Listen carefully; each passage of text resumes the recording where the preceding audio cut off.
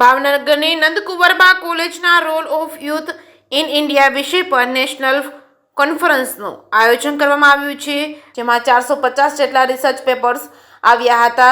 2047માં વિકસિત ભારતની કલ્પનાને સાકાર કરવામાં આવી રહી છે. યુથ એટલે કે યુવાનોનો સિંહ ફાળો હંમેશા હશે, જેને લઈને શહેરની નંદકુંવરબા કોલેજ દ્વારા role of youth in development India વિષય ઉપર 450 જેટલા રિસર્ચ પેપર આપ્યા હતા, જેની સમીક્ષા જૂનાગઢ જિલ્લાથી નરસિંહ મહેતા યુનિવર્સિટીના ઉપકુલપતિ ચિંતન ત્રિવેદી અને કોલ્હાપુરથી શિવાજી યુનિવર્સિટીના પ્રોફેસર જગન કરાડે કરી હતી. વિદ્યાર્થીઓ અને પ્રાધ્યાપકો દ્વારા વિષયને અનુસંધાને પોતાના વિચારો રિસર્ચ પેપરમાં વ્યક્ત કર્યા હતા. પ્રોફેસર જગન કરાડે ભાવનગરના મહારાજા ભાવસિંહને યાદ કરીને કહ્યું હતું કે તે સમયમાં પાણીની સમસ્યા, ગટર વ્યવસ્થાનું ધ્યાન રાખી ભાવનગરનું પ્લાનિંગ કરવામાં આવ્યું હતું. ભાવનગર, કોલ્હાપુર અને મદ્રાસાના મહારાજાને સમયે સારા મિત્રો હતા, જેના કારણે આ નગરોની પ્રાથમિક સુવિધાની વ્યવસ્થા ખૂબ જ સારી રીતે કરવામાં આવી છે. જે કેસની ગુજરાતી સાથે હિરેન ભયાણી, ભાવનગર. શ્રી સહજાનંદ એજ્યુકેશન ટ્રસ્ટ સંચાલિત અને મહારાજા કૃષ્ણકુમારસિંહજી ભાવનગર યુનિવર્સિટી સંલગ્ન નંદકુવરબા મહિલા કોલેજ અને જે.કે. સરવૈયા કોલેજ બંનેના સંયુક્ત ઉપક્રમે આજ રોજ નેશનલ કોન્ફરન્સનું આયોજન કરવામાં આવેલ.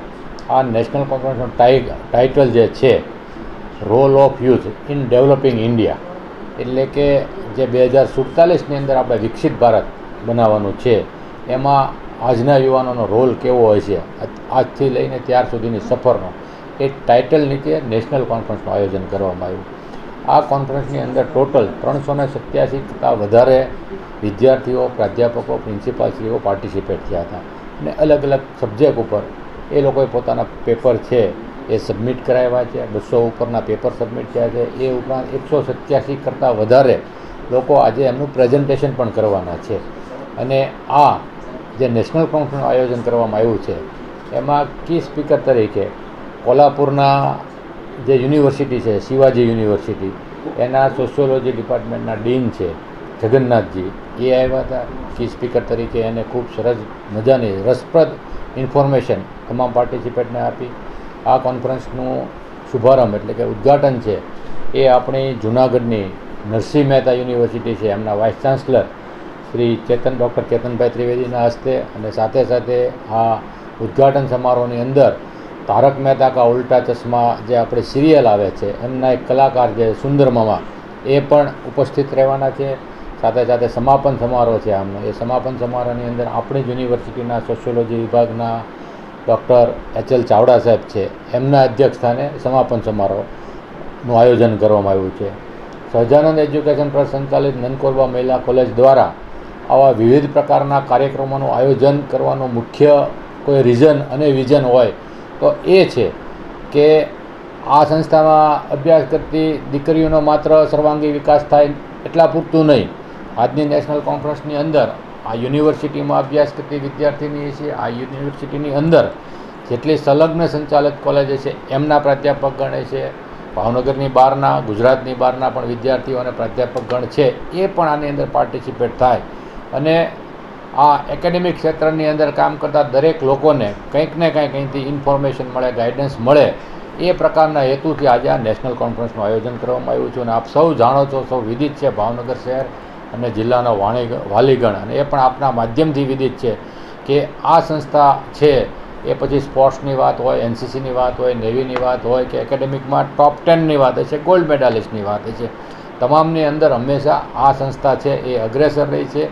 અને માત્ર યુનિવર્સિટી દ્વારા નક્કી કરેલો સિલેબસ નહીં, પરંતુ એમનો પોતાનો સર્વાંગી વિકાસ થાય અને આગળ ઉપર જતાં એ અહીંયા અભ્યાસ કરતી દીકરીઓ છે એમને કંઈ પણ પ્રકારની જ્યારે જવાબદારી નિભાવવાની આવે અને એ જવાબદારી નિભાવવામાં કાંઈ એમને સમસ્યા, પ્રશ્ન કે પડકારો આવે તો એનો સરળતાથી સામનો કરી શકે અને એમાં સફળતા મળે, એ માટે થઈને એમનો સર્વાંગી વિકાસ થાય એવા સતત પ્રયત્ન કરવામાં આવે છે. અને આ પ્રયત્ન કરવામાં અમારી નંદકુવરબા મહિલા કોલેજની જે ટીમ છે એ ઘડિયાળના કાંટાની સામે જોયા વગર સતત પ્રયત્ન અને પુરુષાર્થ કરે છે. એટલે એમને પણ આ તકે હું અભિનંદન પાઠવું છું.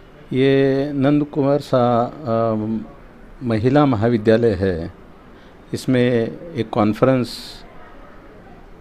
रखी थी, role of youth in the national development, and वहाँ पे की नोट एड्रेस मुझे देना था, इसलिए मैं कोल्हापुर से यहाँ पे आ गया हूँ। सर, रोल ऑफ यूथ के बारे में आप क्या कह रहे हैं? और role of youth in short मैं तो कहूँगा कि अपना भारत जो अभी यंग है, यंग इंडिया कहते हैं, वो यंग इंडिया के हाथ में सब राष्ट्र का निर्माण, अच्छा राष्ट्र कैसा हो और इसकी जिम्मेदारियाँ कैसी हो, इसके ऊपर ये रोल ऑफ यूथ, मतलब कहीं चैलेंजेस हैं, कहीं इश्यूज़ है एंड कहीं विजन है यूथ के बारे में सोचना है, क्योंकि ये आगे आने वाले हैं ये नेता करके, और ये नेता के हाथ में सब इंडिया का विजन रहेगा, इंडिया कैसा हो, दुनिया में भारत कैसा सक्षम बने, इसके बारे में विजन तो कहीं न कहीं होगी, वो करनी पड़ेगी।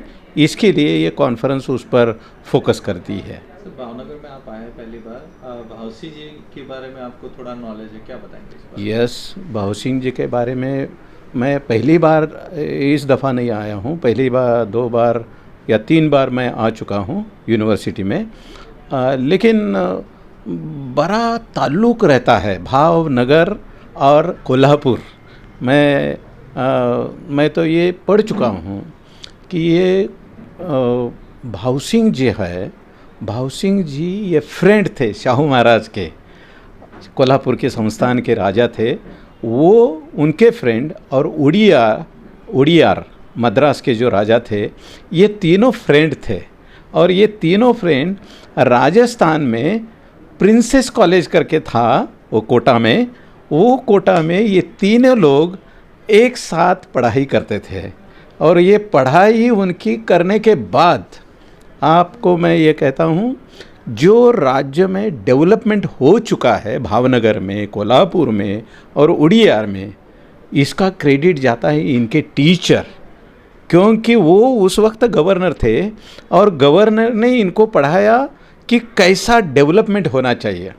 तो डेवलपमेंट के बारे में भावनगर का जो एक इलाका जो है, जिसका रोड हम जिसे चेस बोर्ड कहते हैं, चेस बोर्ड जो रहता है उसी के मुताबिक, तो वो चेस बोर्ड वाला प्री प्लानिंग टाउनशिप जो यहाँ पे जो भाव सिंह जी ने बनाया है, वो भाव सिंह जी का पैटर्न भी शाहू महाराज ने जयसिंहपुर में ही वैसा ही बनाया है। इसलिए मेरा रिसर्च पेपर है pre planning town in colonial period, the great contribution of Shahu Maharaj. लेकिन अभी कल से मुझे पता चला, और मैं कभी एक रिसर्च पेपर ही मैं बना दूंगा, the great contribution of Shahu Maharaj, then Bhav Singh ji and Odiyar, ये तीनों का कंट्रीब्यूशन अपने भारत में डेवलपमेंट कैसा होना चाहिए, इसका आइडियल मॉडल उन्होंने दिया है। जो अभी मुझे पता चला कि जल के बारे में एक अपना बहुत बड़ा फिल्ट्रेशन हो गया था उस वक्त। आज भी पीने की पानी की समस्या भावनगर में कहीं भी दिखाई नहीं देगी। ये इनका ग्रेट कंट्रीब्यूशन है। मतलब इसेंशियल फैसिलिटीज़, मतलब जो बहुत ज़रूरी फैसिलिटीज़ होती है उनमें से पानी एक रहता है, वो पानी की समस्या भी रहनी नहीं चाहिए। इसलिए भाव सिंह जी का कंट्रीब्यूशन और राजा शाहू महाराज, राजा भाव सिंह जी इनका, और राजा उड़ियार मद्रास के, ये तीनों का कंट्रीब्यूशन बहुत अच्छा है। और मेरा रिसर्च पेपर अभी आगे बढ़ने वाला है, ये मुझे उम्मीद है। ये बहुत अच्छा विजनरी पर्सन थे, विजनरी पर्सन। मैंने ये कल भी सुना है, हॉस्पिटल यहाँ का बहुत अच्छा है, बहुत अच्छा जो बनाया है, उसका हिस्ट्री भी मुझे पता चला कि मोरालिटी कैसी होनी चाहिए, वो मोरालिटी इसके यहाँ के राजा ने हमें दी है। वो पैसा मेरा नहीं है, लेकिन उस पैसे में मेरा भी हिस्सा डाल देता हूँ और एक हॉस्पिटल अच्छा तरीके से बना